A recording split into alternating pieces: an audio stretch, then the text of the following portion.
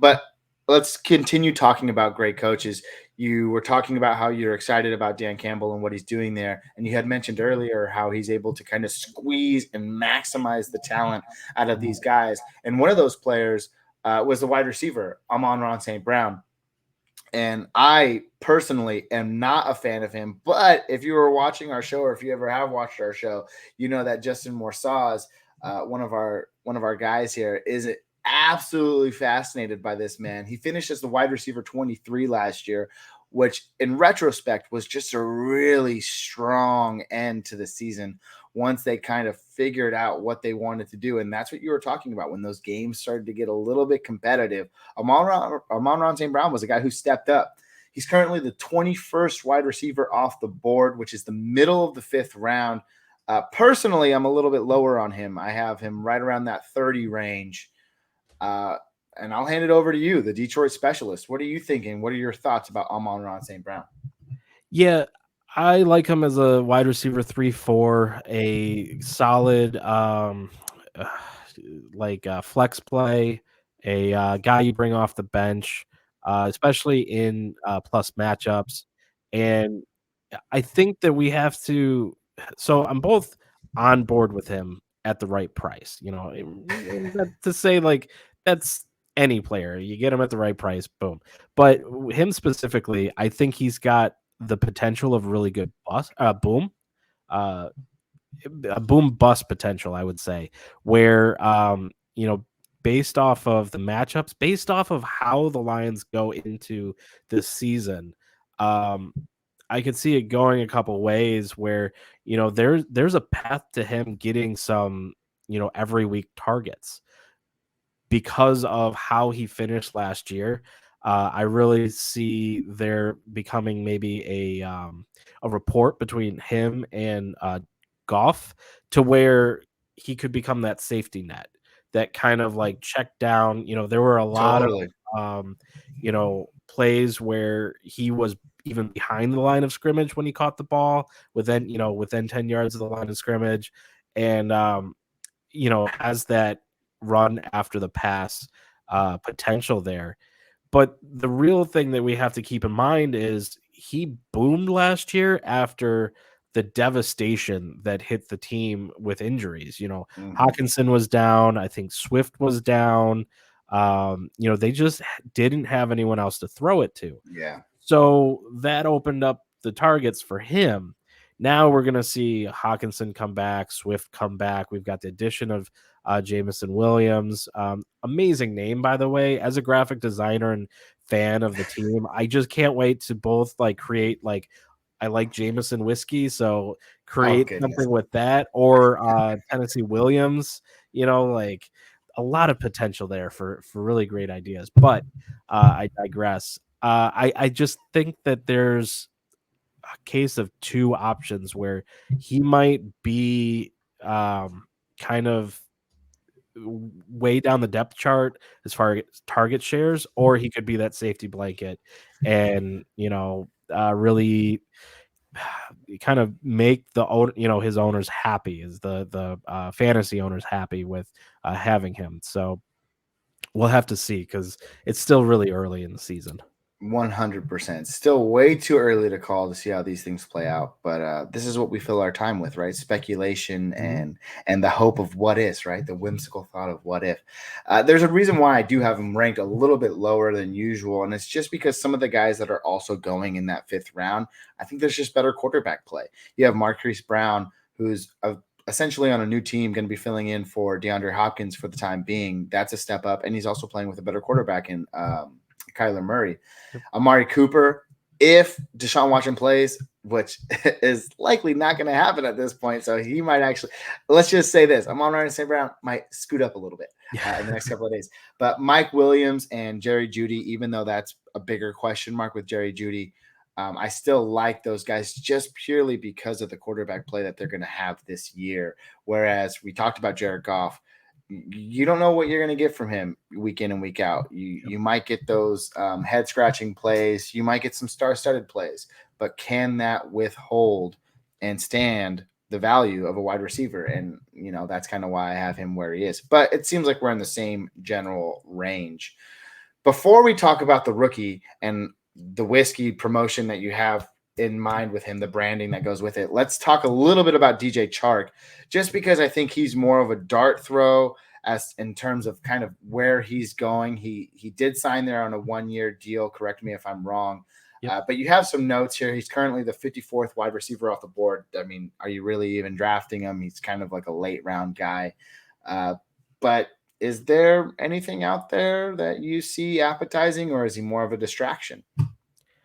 So I think he has the potential to be the uh, top wide receiver target for Okay. Goff. He's coming in. There's a reason they paid up for him, and they brought him in for that 1 year prove it. And he's on a 1 year prove it deal, so like he needs to show out.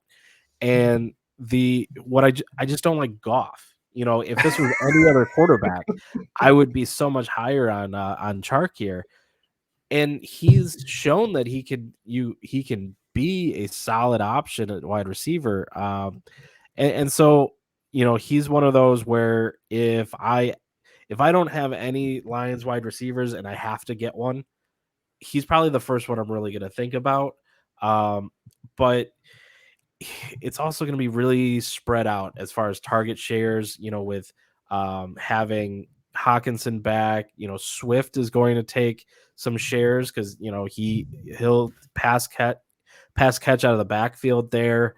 We talked about Raw, and actually a clip that I saw on social media today was Quintus Cephas with a one-armed catch for I think it was like a 30-yard right to the end zone from Goff. So, and Dan Campbell coming in and saying that he's, been impressive in camp. So, there's a lot of these guys that I wouldn't necessarily say are super talented or are going to, pull in a large target share, but they're going to eat away at Chark, at Ra, possibly even if Williams, sees the field in a very heavy way.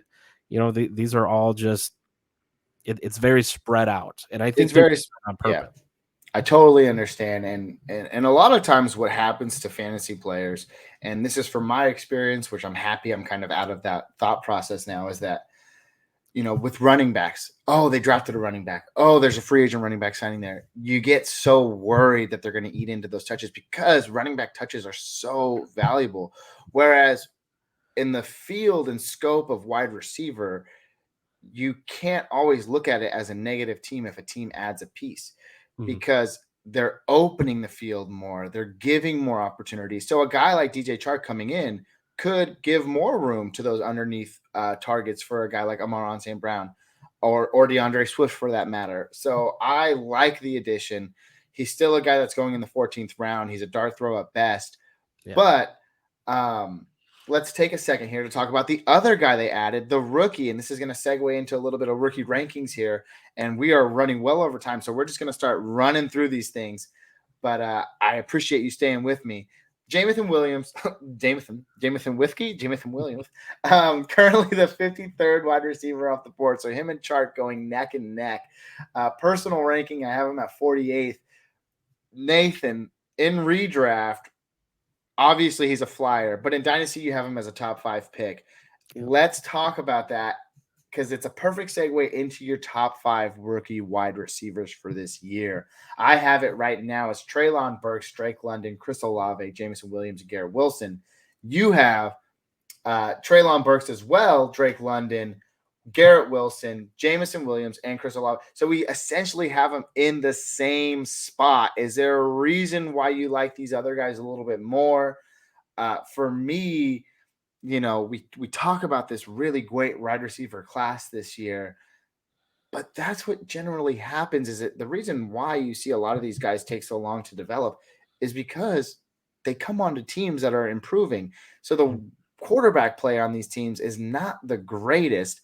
And the reason why I have Treylon Burks where he is because you're looking at a guy, AJ Brown, who just departed, who missed 4 or 5 games and still had 103 targets. So the target volume is going to be there for that guy. Whereas Jameson Williams falls a little bit lower because you don't know how it's going to spread out. But we're kind of ideally in the same realm here. What are your thoughts? You like the pick in the draft? Yeah, yeah. Oh, I loved it. I loved moving up for him. I will say that when it first happened, I thought they were going to get a quarterback there. There were a few things with this draft that I thought was going to go different, but I will 100% say that I'm not a rookie guy. I'm not you know, when it really comes down to it, I like to call myself the guy in the chair. I help other content creators be able to I put love their it. stuff out. I'm not really an analyst. As you know, I can talk about football. I can do that pretty well. But when it comes down to like, especially the rookies, like we're getting into a depth where it's like I'm stretching it, kind of, making sure that I can talk sensibly. And really, what with my rankings here is going a little more so off of we do ADP at IDP guys, which is just constantly doing mocks and everything. Totally. And what I'm seeing is pretty much this Wilson. So it was like Wilson and Olave swap there with Williams right there in the center. I just did a draft where I took Williams essentially at that third spot, but I only did that because I wanted a lot, I wanted him as a Lion, that Yeah, was a you're homer. biased. Yeah. But I don't see that being a problem. Like you No. said, these guys are really sandwiched together. I have a couple of dynasty drafts coming up, and I'm almost willing to trade back because I Mhm. think I started with a third pick. I traded back to the fifth. In another dynasty league, I had, I think, the sixth, and I traded it for like a 10th and an 11th. I just think the wide receiver field is so deep Yep. that you really can't go wrong. And I love Jameson Williams for that reason. So I think he's a target for me at that number 5 pick because you have Brees Hall, you have Kenneth Walker, and then the wide receivers really go at any order at that point, usually with Drake London or Garrett Wilson going first. But Mhm. that's the reason why I didn't want 3. I don't really want Drake London or Garrett Wilson. I kind of like a guy like Jameson Williams whose tape and highlight reel, dude. I don't understand how a guy is that wide open on every single play. Like at some point, don't you just triple team? Don't you just have the safety 70 yards downfield and Yeah. the things he's able to do, even post ACL injury? You watch him in his rehabilitation process. I love the guy. It's just the quarterback play for me. So I Yeah. think if there's going to be a rookie that really jumps off the sheet this year, unfortunately for me, it's not Jameson Williams. But that doesn't mean that he's not a nice dynasty stash for next year and for years to come. 100%. And I think that's why he's not the number one is that injury, the where he's going, the team he's going to, the Lions and their QB play. If this was a Stafford led team, and Williams hadn't had that injury, I bet you anything he would have been the number one wide receiver, Mm-hmm. or at least fighting for it. And I want to get him in my drafts, but I'm not necessarily thinking he's going to be a year one breakout. I think it's he's best in dynasty where you're going to grab him and you're going to hold on to him, maybe taxi squad him even for that first year and just watch what happens. Now that's not to say that some miracle happens and he turns into the second coming of Calvin Johnson and Goff, kind of channels his inner Stafford and some amazing thing happens this year. I guess that could happen, but I don't see it. Really, I think it's going to be Williams is going to go and he's going to rest Chark. They're both going to be over the top receivers, and he's just going to get reps, and it's going to be a little bit of a diversion at first, and then as the season goes, hey, here's a couple bombs to see if he can pick them up. And if we're lucky, Goff will not overthrow him by 10 yards and give him a catchable ball. And, maybe we see an exciting touchdown happen in, week 6 or week 7. Hey, and in Detroit, no offense, but that's all you can hope for, man. You live for those amazing plays, even though you guys kind of took the L or whatever. But hey, Yep. I have hope. I like Jared Goff. Remember, I said that. Maybe not for NFL, but I still want him to do good. All right. I want him Yep. to have a job. So I want him to do good this year.